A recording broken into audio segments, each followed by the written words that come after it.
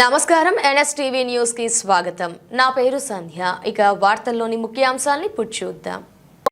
జగ్గంపేట నియోజకవర్గంలో గత 2 ఏళ్లుగా మట్టి, ఇసుక అక్రమ రవాణా ద్వారా 200 కోట్లకు పైగా అవినీతి జరిగిందని ఇండిపెండెంట్ ఎమ్మెల్యే అభ్యర్థి పాటంశెట్టి సూర్యచంద్ర ఆరోపించారు. ఈ అవినీతిని నిరూపించడానికి తాను సిద్ధంగా ఉన్నానని, ఒకవేళ నిరూపించలేకపోతే జ్యోతుల నెహ్రూ, నవీన్ గార్ల కాళ్లు పట్టుకుని క్షమాపణ చెప్పి రాజకీయాల నుండి తప్పుకుంటానని సవాల్ విసిరారు. ఒకవేళ అవినీతి నిరూపితమైతే దోచుకున్న ప్రజాధనాన్ని తిరిగి ప్రభుత్వానికి చెల్లిస్తారా అని ఆయన జ్యోతుల నెహ్రూ మరియు నవీన్ గార్లను ప్రశ్నించారు. స్థాయిలోకి దిగజారుతున్నారంటే రాజకీయాలు అంటే ఇప్పుడు దాకా ఎవరు మిమ్మల్ని గట్టిగా ప్రశ్నించుంటారు. అందరినీ మీరు మేనేజ్ చేసేయడం మీకు బాగా అలవాటు. అంటే భయపెట్టడము, బెదిరించడం, లేకపోతే ఏదైనా ఇచ్చి లొంగ తీసుకోవడం. పాటంశెట్టి సూర్యచంద్ర ఏంటంటే భయపడ్డం, లొంగడం, దేనికి బెదరడు. ఇంకేంటంటే ఉన్నది ఏంటంటే నువ్వు అది చేసావు, నువ్వు అది తినేసావు, ఎన్ఆర్ఐల దగ్గర డబ్బులు తినేసావు, జనసేనలో తినేసావు అని చెప్పి తప్పుడు ప్రచారం. ఏమంటే ఎమ్మెల్యే గారు నేను చెప్తా ఉన్నాను, నవీన్ గారు అవ్వచ్చు, ఎమ్మెల్యే గారు అవ్వచ్చు, నిన్న మాట్లాడిన మా సోదరులు అందరూ అవ్వచ్చు, వాళ్ళందరూ నాకేమీ తప్పు కాదు, వాళ్ళందరూ నా మిత్రులు లాంటి వాళ్ళే. మాట్లాడాలని చెప్పేసి ఒత్తిడి చేస్తుంటే ఏం చేస్తారు? మాట్లాడకపోతే మీ అందరికి కూడా నేను చెప్తా ఉన్నాను, జగ్గంపేట నియోజకవర్గంలో ప్రతి ఇంటికి 5 సార్లు వెళ్ళాను. 5 సార్లు వెళ్ళినప్పుడల్లా జామ మొక్క, నిమ్మ మొక్క, దాని మొక్క, గాజు గ్లాసు మీ ఇంటికి కూడా ఇచ్చాం కదండి నెహ్రూ గారు. ప్రతి ఇంట్లో కాయలు కాస్తా ఉన్నాయి కదా. నేను చేసిన దానికి అక్కడ నిదర్శనం ప్రతి ఇంట్లోని పండ్లు. అటువంటిది నేను చేశాను, తప్పు చేశాను అంటే నేను ఏదో రకంగా క్షోభ పెట్టాలి, ఏదో రకంగా డిస్టర్బ్ చేయాలి, మానసికంగా కృంగదీయాలి. అన్నిటికంటే బాధాకరమైన విషయం ఏంటంటే నా కొడుకు డాక్టర్ చదువుతున్నాడు, నీ కొడుకు డాక్టర్ని ఏ రకంగా చదివిస్తున్నావు అని చెప్పేసి మీ కార్యకర్తలందరితో మాట్లాడిస్తారండి నెహ్రూ గారు. మీరు ఇది ధర్మం, ఇది అసలు ఎంత నీచమైన రాజకీయం మీరు చేసేది. అసలు తప్పు కదా అది. ఇప్పుడు మీ మనవడు మీ గారాల మనవడు అనీష్ నెహ్రూ గారు విదేశాల్లో చదువుతున్నారు. మీ తాతయ్య గారు ఈ గుడుల పేరు చెప్పి డబ్బులు దోచేసుకున్నారు, ఈ ట్రస్ట్ పేరు చెప్పి డబ్బులు దోచుకున్నారు, ఈ మట్టి డబ్బులతో చదివిస్తున్నారని చెప్పేసి ఎవడన్నా అంటే ఎంత మహాపాపం అండి అది. ఎంత బాధ అనిపిస్తే అక్కడ చదువుకునే పిల్లడికి. ఎవరో వీడియో చూపించి ఇలాగ అంటున్నారు, మీ తాతయ్య గారు గుడుల మీద లేకపోతే ఈ నెహ్రూ ఫౌండేషన్ మీద దోచుకు తినేస్తున్నారని చెప్పేసి మీ మనవడు చూపిస్తే ఎంత బాధగా ఉంటుందండి. అలాగే అనొచ్చా? దయచేసి దిగజారుడు రాజకీయాలు చేయొద్దు. దయచేసి నేను మిమ్మల్ని కోరుతా ఉన్నాను. ఎందుకంటే జ్యోతుల నెహ్రూ గారు కానీ నవీన్ గారు కానీ అభివృద్ధి చేస్తే ఫస్ట్ జగ్గంపేట నియోజకవర్గంలో అభినందించేది పాటంశెట్టి సూర్యచంద్ర. మరి తాలూరుకి నిధులు తీసుకొచ్చారు, మంచి పని చేశారని చెప్పేసి ప్రెస్ మీట్ పెట్టి చెప్పాను నేను. అదే రకంగా ఇక్కడ ఈ టీచర్స్కి ట్రైనింగ్ ఇచ్చారు మీ ఫౌండేషన్ నుంచి, మరి ఎంతోమందికి ఉద్యోగాలు వచ్చాయని అభినందించారు. వైసీపీ పార్టీ వాళ్ళు అభినందించారు మిమ్మల్ని. మీరు ఏది చేసినా తప్పే అంటారు. కానీ పాటంశెట్టి సూర్యచంద్ర మీరు మంచి చేస్తే మంచి అంటాడు, తప్పు చేస్తే తప్పు అంటాడు. అటువంటిది పాటంశెట్టి సూర్యచంద్రకి స్క్రిప్ట్ రాసి ఇచ్చేస్తున్నారా వైసీపీ వాళ్ళు? వైసీపీ వాళ్ళు స్క్రిప్ట్ రాసి ఇస్తే చదివే పరిస్థితి కాదు పాటంశెట్టి సూర్యచంద్ర. నాకంటూ ఒక వ్యక్తిత్వం ఉంటుంది, నాకంటూ ఒక నిజాయితీ ఉంటుంది. అసలు వైసీపీ వాళ్ళు స్క్రిప్ట్ రాసి చదవడానికి ఇప్పుడు మీరు కూడా మాట్లాడిస్తున్నారు మీ వాళ్ళతో. వైసీపీలో ఉన్నప్పుడు మీరు ఏం చేశారు? నిద్రపోయారని చెప్పేసి. వైసీపీ గవర్నమెంట్ పరిపాలన చేసేటప్పుడు నేను మట్టి మీద పోరాటం చేశాను. రామేశ్వరంపేట కానీ, ఇక్కడ సోమరాణిపేట కానీ, శృంగరాయనిపాలెం ఇసుక తోలకం కానీ మట్టి మీద పోరాటం చేశాం మేము. నా మీద పోలీస్ కేసులు పెట్టారు, నా మీద భార్య మీదనే 6 పోలీస్ కేసులు ఉన్నాయి వైసీపీ వాళ్ళు పెట్టిన కేసులు. ఉపాధి హామీ గురించి కానీ పోరాటం చేసిన గురించి 6 కేసులు పెట్టారు. అంటే వైసీపీ వాళ్ళు ఏదో చెప్తే నడుచుకునే పరిస్థితి కాదు నాది. దయచేసి ఆ రకమైన మాటలు మీరు మానుకోండి. రాజకీయాలు హుందాతనంగా చేయాలి ఎవరైనా సరే. నియోజకవర్గం అభివృద్ధి చెందాలంటే అన్ని రకాలు అందరూ కలిసిమెలిసి పనిచేయాలి. అనగదొక్కేయాలి, కక్ష సాధింపు, ఈ తొక్కేయాలి, పాతేయాలన్నది పొరపాటు. దయచేసి నేను సిద్ధంగా ఉన్నాను. నేను మీరు విసిరిన సవాల్కి, మీరు చెప్పిన మాటలకి నేను సిద్ధంగా ఉన్నాను. 200 కోట్లు కాదు, మీరు నిజాయితీగా కొలతలు కొలిపిస్తే 200 కోట్ల పైన అవినీతి జరిగిందని చెప్పి నిరూపించడానికి నేను సిద్ధంగా ఉన్నానని చెప్పి తెలియజేస్తూ, ఎప్పుడనేది టైము డేటు మీరే ఫిక్స్ చేయండి. మేము అందరం వస్తాం. రెవెన్యూ డిపార్ట్మెంటు, మైనింగ్ డిపార్ట్మెంటు తప్పనిసరిగా ఉండాలి. వాళ్ళ కొలతలు కొలవాలి. ఎన్ని కోట్ల అవినీతి జరిగిందన్నది ప్రజలు చూస్తారని చెప్పి తెలియజేస్తూ, ముఖ్యంగా నేను ప్రజలందరికీ కూడా నేను విజ్ఞప్తి చేస్తా ఉన్నాను. గౌరవ చంద్రబాబు నాయుడు గారు చెప్పినట్టుగా అవినీతిని ప్రశ్నించాలి. ప్రతి ఒక్కరు కూడా మనం నిలబెట్టాలి. ఎందుకంటే మనం అందరూ ఓట్లేస్తేనే గెలిచారు ఆయనే కాదు, ఏ ఎమ్మెల్యే అయినా సరే నెలకి 2 లక్షల రూపాయలు జీతం తీసుకుంటున్నారు. ఇక్కడ ప్రభుత్వ ఆస్తులను కాపాడాల్సిన బాధ్యత మీ మీద ఉంది, ప్రజలకు సమాధానం చెప్పాల్సిన బాధ్యత ఉంది. మళ్ళీ రేపు ప్రెస్ మీట్ పెట్టి మీ అనుచరులతో మాట్లాడించవద్దు. ఎందుకంటే అవినీతి చేసింది జ్యోతుల్ నెహ్రూ గారు, జ్యోతుల్ నవీన్ గారు అని నేను చెప్తున్నాను. నేను మీ అనుచరులతో మాట్లాడించడం వల్ల ఉపయోగం ఏంటి? మీరు మాట్లాడండి. మీరు తప్పు చేయలేదు అంటే రండి, నేను వస్తాను నిరూపించడానికి. దయచేసి మీరు మీ నాయకులతో వేసిన సవాల్ నేను స్వీకరిస్తున్నాను, నేను సిద్ధంగా ఉన్నానని చెప్పి తెలియజేస్తూ ఈ కార్యక్రమానికి వచ్చిన మీడియా మిత్రులందరూ, గత ప్రభుత్వంలోని గత ఎన్నికల్లో మీరు వైసీపీ దగ్గర 5 కోట్లు తీసుకుని ఇండిపెండెంట్గా పోటీ చేయాలని అంటున్నారండి. వాళ్ళు దాని మీకు సమాధానం చెప్పండి. వైసీపీ దగ్గర డబ్బులు తీసుకుని పోటీ చేసి ఉంటే డబ్బులు ఇచ్చినాడు ఏం చేస్తాడు? ఎంపీ ఓటు ఫ్యాన్కి వేయండి అని చెప్పేసి చెప్తేనే కదా డబ్బులు ఇస్తాడు. పాటంశెట్టి సూర్యచంద్ర మొన్న జరిగిన ఎలక్షన్లో ఫ్యాన్ గుర్తుకు ఓటు వేయండి అని ఒక్కడితో చెప్తే నిజంగా మీరు ఏం చెప్తే చేస్తాను. నేను ఒక్కడికే, నాకు కూడా తిరిగే కార్యకర్తలు కూడా చెప్పలేదు, నేను నా భార్యగా చెప్పలేదు నువ్వు ఓటు పలానా వాళ్ళకి ఏం చెప్పేసి. డబ్బులు ఇచ్చినాడు ఊరుకుంటాడా? ఎక్కడన్నా చెప్పాలి కదా, ఎంపీ ఓటు ఎలా చేయండి, ఎమ్మెల్యే ఓటు ఎలా చేయండి అని. అలా చెప్తే నిజంగా ఇప్పుడు తప్పు చేసింది మీరు. మీకు ఎంత మెజార్టీ వచ్చింది? 53,000 ఓట్ల మెజార్టీ వచ్చింది. ఎంపీకి ఎన్ని ఓట్లు తేడా వచ్చింది? ఆయనకి మీకు 35,000 ఓట్ల తేడా వచ్చింది. ఏవయ్యా ఈ 35,000 ఓట్లు? నాకు ఎన్ని ఓట్లు వచ్చాయి? 13,000 వచ్చాయి. 35,000 ఓట్లు తేడా వచ్చాయంటే మీ మనుషులందరితో మీరు చేయించారు. డబ్బు మీరు తీసుకుని బురద నా మీద చల్లుతారా మీరు? ఇది పొరపాటు. ఇది అదే రకంగా జ్యోతుల్ నెహ్రూ గారిని జ్యోతుల్ నెహ్రూ గారిని ప్రశ్నిస్తే పెద్దోడు అవుతాడన్నది తప్పు. ఎందుకంటే పాటంశెట్టి సూర్యచంద్ర అనే వ్యక్తి ఆల్రెడీ ఎప్పుడో ఒక స్థాయికి వెళ్ళాం. ఇంచుమించు 7 సార్లు రాష్ట్ర ఉత్తమ సర్పంచ్ అవార్డు తీసుకున్నాం, 3 సార్లు జాతీయ ఉత్తమ సర్పంచ్ అవార్డు ప్రధానమంత్రి గారి దగ్గర తీసుకున్నాం. అదే రకంగా మొన్న గౌరవ ముఖ్యమంత్రి గారు తణుకులో 6 నెలల క్రితం జరిగిన స్వచ్ఛాంధ్ర సమావేశంలో నేను సర్పంచ్ కాదు, నేను కూటమిలో లేను, నాకు మళ్ళీ పిలిపించుకుని నాకు అవార్డు ఇచ్చి సన్మానం చేసి సూర్యచంద్ర గ్రేట్, నువ్వు నీ కార్యక్రమాలు కొనసాగించు, విజన్ 2047 సాకారం కావాలంటే నీలాంటి వ్యక్తి ముందుకు రావాలి, తప్పకుండా స్వచ్ఛ భారత్ కార్యక్రమాలు నువ్వు చేస్తా ఉన్నావని చెప్పేసి ఆయన అవార్డు ఇచ్చి ప్రశంసించాడు. ఎందుకు చేశారు? నేను పిచ్చోడైతే చంద్రబాబు నాయుడు గారు అవార్డు ఇచ్చి సన్మానం చేస్తారా? ఓడిపోయినా సరే ప్రతిరోజు ఏదో స్కూల్కి వెళ్ళో లేకపోతే ప్రతిరోజు ఎక్కడన్నా మహిళలకో ఎక్కడ అవకాశం ఉంటే అక్కడ స్వచ్ఛ భారత్ గురించి కానీ, స్వచ్ఛాంధ్ర గురించి కానీ, విద్య గురించి కానీ, తల్లి బిడ్డ మరణాలు లేకుండా చేయడం కానీ, బాల్య వివాహాలు లేకుండా చేయడం కానీ, పరిసరాల పరిశుభ్రత గురించి కానీ, మొక్కల పెంపకం గురించి కానీ ఎంతో విస్తృతంగా నేను ప్రచారం చేస్తున్నాను. కాబట్టే ఆయన మళ్ళీ నేను ఓడిపోయినా, నేను మీ పార్టీలో లేకపోయినా, నేను సర్పంచ్ కాకపోయినా సరే మొన్న అవార్డు ఇచ్చారా? ఎందుకు ఇచ్చారండి? మీరందరూ నన్ను పిచ్చోడన్నారు. దయచేసి ఇటువంటి ఆరోపణలు చేయడం మంచిది కాదు. దయచేసి ఒక మంచి వాతావరణంలో నియోజకవర్గాన్ని రాష్ట్రంలోనే మొట్టమొదటి స్థానంలోకి తీసుకెళ్ళడానికి ప్రయత్నం చేయండి. దానికి పూర్తి సహాయ సహకారాలు మేము చేస్తాం. ఈ అవినీతి మీద మాత్రం తప్పనిసరిగా మీరు నిగ్గు తేల్చాలి. ఈ అవినీతి నిరూపించకపోతే మీరు తప్పు చేసినట్టే అని చెప్పి జ్యోతుల్ నెహ్రూ గారికి, నవీన్ గారికి నేను చెప్తాను. ఇంకో అభియోగం చేశారండి. మీరు గతంలో రాజకీయాల్లో వచ్చిన తర్వాత 10 ఎకరాలు భూ అమ్మేశారని చెప్పారట. మీకు ఉమ్మట్లో వచ్చిన ఆస్తి 2 ఎకరాలంట. 10 ఎకరాలు మీకు ఎక్కడి నుంచి వచ్చింది, ఎలా అమ్మేశారని చెప్పి అడుగుతున్నారు. ఎన్ఆర్ఎన్జీ డబ్బు తీసుకొచ్చి మీ పేరు రావడం కోసం జ్యోతుల్ నెహ్రూ గారు. ఇది నాకు మా నాన్నగారు 6 ఎకరాల పొలం ఇచ్చారు. అదే రకంగా మా అత్తయ్య గారు, మామయ్య గారు అక్కడ రామారాన్ని ఇల్లు ఇచ్చారు. అదే రకంగా మా నాన్నగారు తర్వాత మళ్ళీ ఇంకో 2 ఎకరాలు ఎక్స్ట్రా ఇచ్చారు. 8 ఎకరాల పొలం ఉన్నది. 8 ఎకరాల పొలం నేను రాజకీయాల్లో, సేవా కార్యక్రమాల్లో నేను పాడు చేసుకున్నాను. ఖర్చు పెట్టాను, సంపాదించలేదు, ఖర్చు పెట్టాను. అదే రకంగా 4 కార్లు 3 కార్లు అంటున్నారు. ఇవాళ 4 కార్లు 3 కార్లు నాకు ఎలా తిరుగుతున్నాడు, ఈ పెట్రోల్ ఎలా అవుతుంది, డీజిల్ ఎలా అవుతుంది, మెయింటెనెన్స్ ఎలా అవుతుంది, ఏ రకమైన ఆస్తులు లేవని చెప్పేసి చాలామంది ప్రశ్నిస్తూ ఉన్నారు. నెహ్రూ గారు కూడా మీ వాళ్ళతో ప్రశ్నిస్తున్నారు. మీరు దీనికి ఒకటే సమాధానం. పాటంశెట్టి సూర్యచంద్ర అనే వ్యక్తి ఆదర్శ భావాలు ఉన్న వ్యక్తి, ఒక గ్రామాన్నే దేశంలోనే ఒక ఆదర్శంగా చేశాడు. ఇటువంటి వ్యక్తి పాటంశెట్టి సూర్యచంద్ర అనే వ్యక్తి జగ్గంపేటలో ఎమ్మెల్యే అయితే నియోజకవర్గాన్ని ఒక ఆదర్శంగా చేస్తాడు, ఎమ్మెల్యేలందరికీ స్ఫూర్తిగా ఉంటాడని ఎక్కడెక్కడున్న వాళ్ళు ఈ రోజుకి నాకు సహకారం చేస్తూ ఉన్నారు. ఈ రోజుకి కూడా అది అంటే మనసుంటే ఏదైనా సహాయం చేస్తారు ఎవరైనా సరే. ఎందుకంటే మంచి వ్యక్తిని గెలవాలి, అసెంబ్లీకి పంపించాలని ఈ రోజుకి నాకు సహకారం చేస్తున్నారు. గతంలో కాదు, ఇప్పుడు కూడా ప్రజెంట్ స్టిల్ కూడా హెల్ప్ చేస్తున్నారు. మీరు నడిపించండి, మీరు గెలవాలి, మార్పు రావాలని చెప్పేసి ఎంతోమంది 1000 మంది పూజలు చేస్తున్నారు పాటంశెట్టి సూర్యచంద్ర అసెంబ్లీకి వెళ్ళాలని.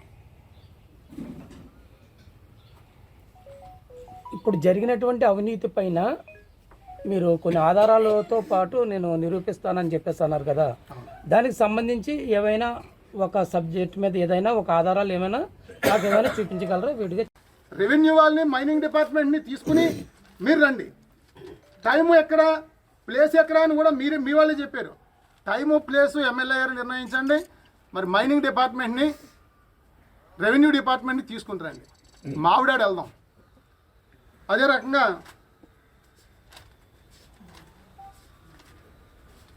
మామిడాడ, రామేశంపేట, మురారి, గండేపల్లి, కృష్ణవరం గేట్లో తీసిన ఇసుక, మరి అదే రకంగా టోల్ గేట్కి తగలకుండా పోలవరం కాలువ గట్టు నుంచి వందలాది లారీలు అవి నాయకంపల్లి, ఎన్టీ రాజాపురం, రంపయ్యరంపాలెం, సూదికొండ, వీర్లంకపల్లి, బావాజీపేట మధ్యలో పెద్దకొండ, అక్కడ కాలువగట్టు, మైనింగ్ డిపార్ట్మెంటు, రెవెన్యూ డిపార్ట్మెంట్తో మీరు ఎప్పుడు వచ్చినా సరే నేను సిద్ధం. నేను మీతో పాటు వచ్చి అక్కడ దగ్గరుండి కొలతలు కొలిపించి ఈ 2 సంవత్సరాల్లోని తీసిన కొలతలు, పొడవు, వెడల్పు, లోతు మెజర్మెంట్స్ తీసి ఎన్ని లక్షల క్యూబిక్ మీటర్ల మట్టి మీరు అవినీతి చేశారో నిరూపించడానికి నేను సిద్ధం. నేను ముందే చెప్తా ఉన్నాను, నేను సిద్ధం. ఇదివరకు మీకులాగా ఏంటంటే మట్టి దోసావు, నువ్వు సొసైటీలో నువ్వు ఇన్ని కోట్లు తినేసావు, నువ్వు సొసైటీలో ఇన్ని కోట్లు తినేసావు, నేను నిరూపిస్తాను రాత్రులు మళ్ళీ మాట్లాడేసుకుని పొద్దురికే ఉండదు. అలా ఉండదు పాటశెట్టి సూర్యచంద్ర. నిలబడతాను, నేను పోరాడతాను, నిరూపిస్తాను. నేను నిరూపించలేకపోతే జగ్గంపేటలో మీరు బహిరంగ సభ పెట్టండి. మీ కాళ్ళు పట్టుకుని కాళ్ళు కడిగి మీకు క్షమాపణ చెప్పి మళ్ళీ నేను రాజకీయాల్లో తప్పుకుంటాను. నెహ్రూ గారు నిరూపించలేకపోతే నేను సిద్ధం. మీరు మాట్లాడించిన మీ వాళ్ళతో మాట్లాడించారు, రా కబడ్దారు నిరూపించన్నారు, నేను సిద్ధం. అదే రకంగా నేను నిరూపించగలిగితే మీరు క్షమాపణ చెప్పొద్దు. పెద్ద వయసు, నా తండ్రి లాంటి వారు. మీరు దోచిన అవినీతి డబ్బంతా ప్రభుత్వానికి కట్టండి. నేను కోరినది అవినీతి డబ్బంతా ప్రభుత్వానికి కట్టండి. ఎన్ని లక్షల క్యూబిక్ మీటర్లు దోలారో, ఎంత డబ్బు కట్టాలి ప్రభుత్వానికి కట్టండి మీరు.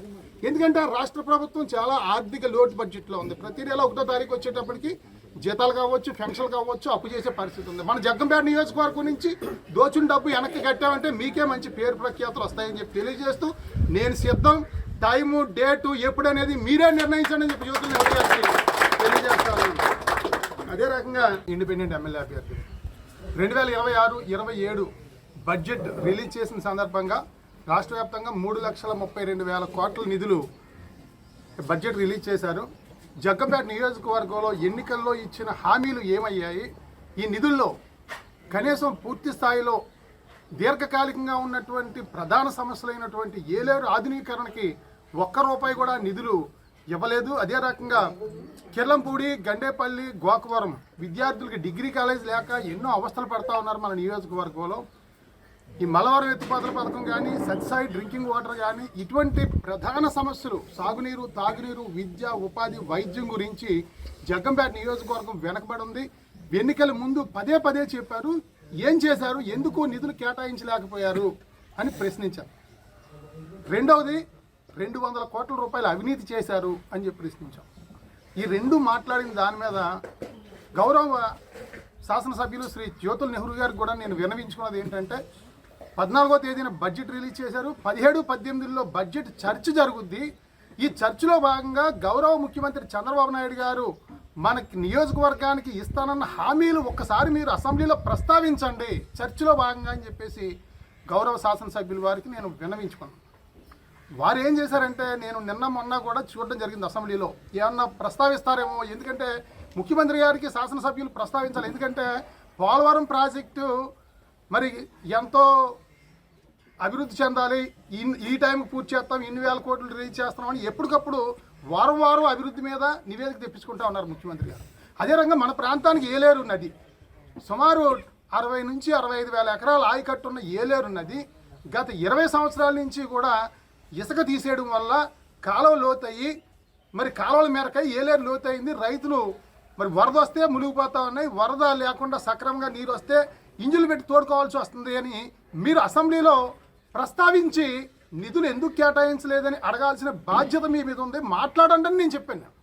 అదే రకంగా సత్సాయి డ్రింకింగ్ వాటర్ గౌరవ ముఖ్యమంత్రి గారు అక్కడ సత్సాయి శతజయంతి సందర్భంగా కూడా సత్యసాయి బాబా గారు బతికుండగా నన్ను అడిగారు, ఇది నేను చేస్తాను, మన ప్రాంత వాసులందరికీ మంచినీటి సమస్య తీరుస్తాను, నువ్వు దీన్ని నిర్వహించాలని చెప్పేసి సత్యసాయి బాబు గారు భగవంతుడే కోరారు చంద్రబాబు నాయుడు గారిని.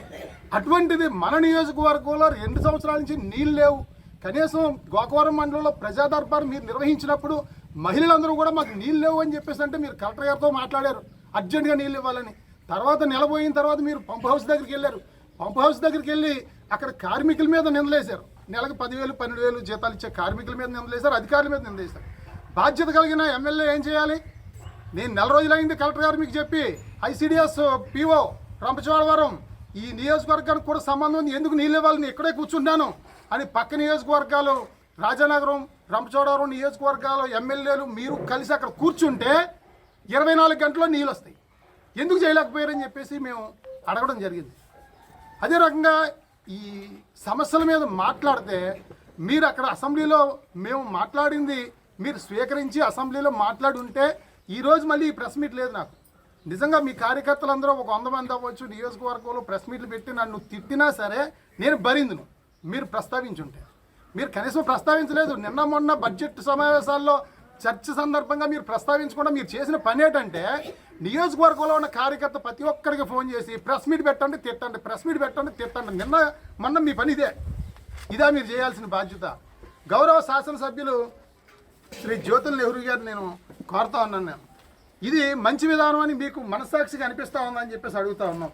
మరి ఏలేరు ఆధునీకరణ ఎంత అత్యవసరం అంటే 45 కిలోమీటర్లు ఏలేరు ప్రాజెక్టు నుంచి అక్కడ గోదావరి వరకు 45 కిలోమీటర్లు.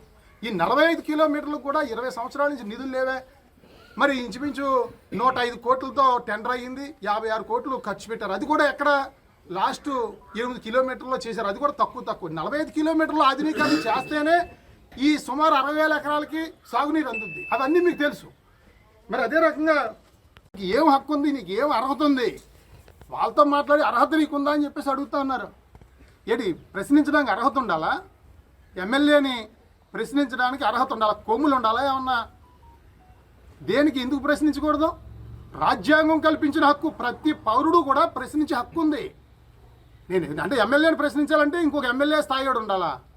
వాళ్ళు మాట్లాడితే నాకు ఈ పని లేదు, మాట్లాడాల్సిన వాళ్ళు మాట్లాడితే నాకు ఈ పని లేదు.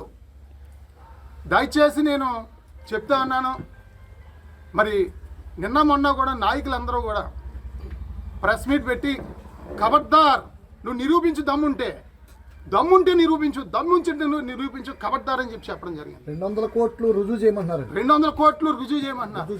ఈరోజు చెప్తా ఉన్నాను 200 కోట్ల లోపు కాదు, 200 కోట్ల పైనే మీరు చేసిన అవినీతి నిరూపణ చేయడానికి మేము సిద్ధంగా ఉన్నాం. నిరూపణ చేయడానికి సిద్ధంగా ఉన్నాం. రండి. మీరు రెవెన్యూ వాళ్ళని అదే రకంగా ఈ నారా చంద్రబాబు నాయుడు గారు చెప్పిందే మేము అడుగుతున్నాం.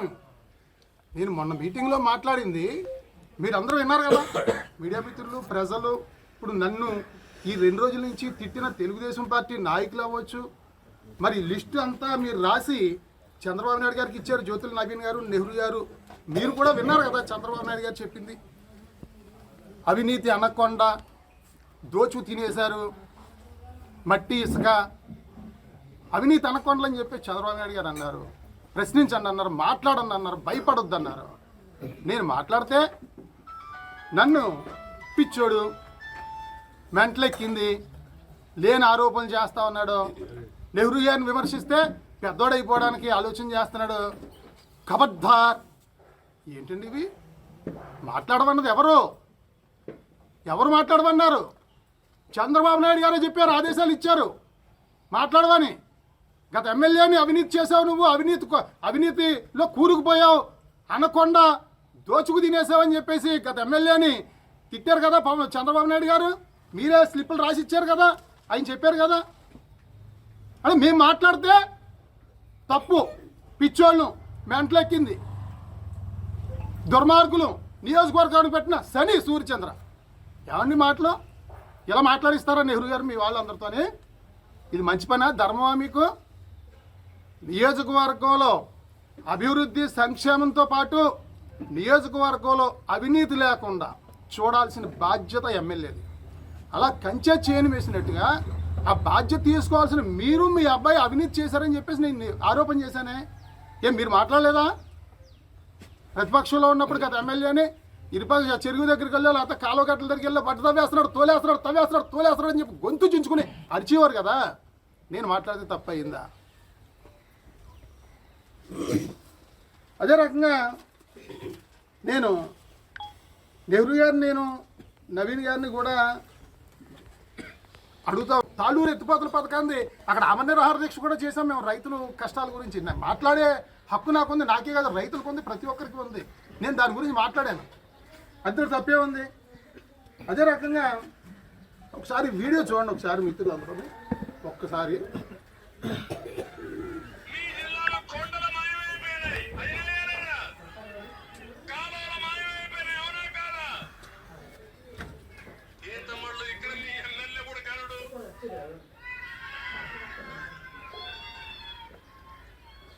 మనందరూ అనుకున్నాం అమాయకుడని, అనుకున్నారా లేదా? అమాయకుడు అనుకుంటే ఈ ఎమ్మెల్యేని చూస్తా ఉంటే నాకు అనిపిస్తా ఉంది వీడు పెద్ద గరుడుగా ఉన్నాడని. గండేపల్లి మండలం రామేశ్వరంపేటలో 200 ఎకరాల విస్తీర్ణంలో కొండను తవ్వి ఈ ఆనకొండలు గ్రావెల్ మొత్తం కొట్టేశారు. తమ్ముళ్ళు మింగేశారు మొత్తం, కొండ మింగేసిన ఆనకొండల వీళ్ళు. విశాఖపట్నంలో రిషికొండని కొట్టేసి పెద్ద ఆనకొండ జగన్మోహన్ రెడ్డి. ఇక్కడ చిన్న ఆనకొండ రామేశ్వరంపేటలో 200 ఎకరాలు కొట్టేశాడు. ఇదే కాదు, ఇంకో పక్కన చూస్తే ఇతను ఇంద్రపాకలో అవినీతి సొమ్ముతో 108 ఎకరాలు చేపల చెరువు పెట్టాడా? చేపల చెరువు ఉందా లేదా? ఇంకో పక్క ఇంద్రపాకలో 549 ఎకరాల్లో ఒక చెరువు ఉంటే ఇరిగేషన్కి ఇవ్వాల్సిన నీళ్లు ఇవ్వకుండా చేపల చెరువుగా మార్చుకొని డబ్బులు కొట్టేశారు. అవునా కాదా? అయినా మీరేం మాట్లాడరు. నేనే మాట్లాడాలా? మీరు మాట్లాడితే 10 మంది తెలుస్తుంది వాళ్ళ అవినీతి. ఇంకో పక్కన మీరు ఒకసారి చూస్తే ఇక్కడ మర్రిపాక రామవరం గ్రామాల మధ్యన పుష్కర బ్రాంచ్ కెనాల్, అక్కడ గట్టు మొరం ఉందే, అక్కడది ఉందా? పక్కన గుట్ట ఉందా? అక్కడ మట్టి ఉందా? ఏం తమ్ముళ్ళు, కొండ కరిగిపోయింది, గట్టు మాయమైపోయింది, ఎమ్మెల్యే మాయ. ప్రజలంతా పాపం మీరు గమ్మనుండాలా? ఉండకపోతే మీ మీద కేసులు. ఇది అన్యాయం అవునా కాదా అని మిమ్మల్ని అడుగుతున్నా. ఇప్పుడు చూడండి, ఏలేరుపై ఇసుక తోడేస్తున్న తోడేళ్ళు, ఇసుక తోడేళ్ళు.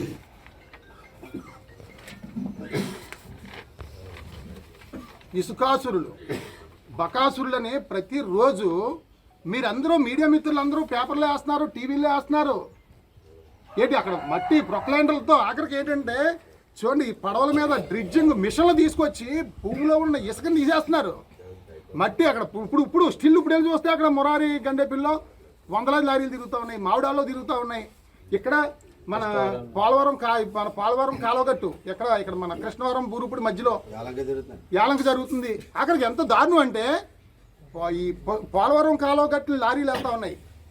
ఏంటి టోల్గేట్ తగలకుండా. ఈ టోల్గేట్ వాళ్ళు గవర్నమెంట్ ఏం చేయారంటే ఆదాయం పోతుందని చెప్పేసి పెద్ద పెద్ద గడ్డర్లు అక్కడ పోలవరం కాలువగట్టుకు వేస్తే ఈ నెహ్రూ గారికి కూడా ఉండే ప్రధాన నాయకుడు అక్కడ మిషన్ తీసుకొచ్చి గడ్డలు తీయించేసాడు. ఆ టోల్గేట్ వాళ్ళు NH5 వాళ్ళు వచ్చి వీడియోలు తీస్తుంటే సెల బద్దలు కొట్టేసి మిషన్తో తొక్కిచ్చేస్తానని చెప్పానండి నెహ్రూ గారు మనుషులు. అంటే ఎంత దారుణమా? సాక్ష్యాలు ఒకటే సాక్ష్యం, అక్కడ లోతు పొడవు వెడల్పు నేను చూపించడానికి సిద్ధం. ఈ 2 సంవత్సరాల్లోనే 200 కోట్ల పైనే. ఇప్పుడు ఏ గ్రామంలో అవినీతి జరుగుతుంటే అక్కడ గ్రామ ప్రజలు ఎందుకని ప్రశ్నించట్లేదు అంటారు? భయం, అధికార పార్టీ అని భయం. ఎందుకంటే కేసులు పెడతారు, లేకపోతే ఏదో పథకాలు ఆఫ్ చేస్తారు. ప్రతి ఒక్కరు ఏదో ఆశ ఉంటుంది. పథకాలు ఆఫ్ చేస్తారు, కేసులు పెడతారు, దౌర్జన్యం చేస్తారు, తిడతారు, కొడతారు. ఇప్పుడు నేనే ఇంత పోరాటాలు చేసి ఎన్నో నిరాహార దీక్షలు చేసి ఎన్నో యుద్ధాలు చేసి ధర్నాలు చేసి నాకే కబడ్దార్ తొక్క తీసేస్తాం తోలు తీసేస్తాం నువ్వు ఎలా తిరుగుతావో చూస్తాం నువ్వు గ్రామంలోకి ఎలా వస్తావో చూస్తావు నాకే వార్నింగ్లు ఇస్తున్నారు. ఇంకా సామాన్యులకి ఏ రకంగా వార్నింగ్లు ఇస్తారు వాళ్ళు?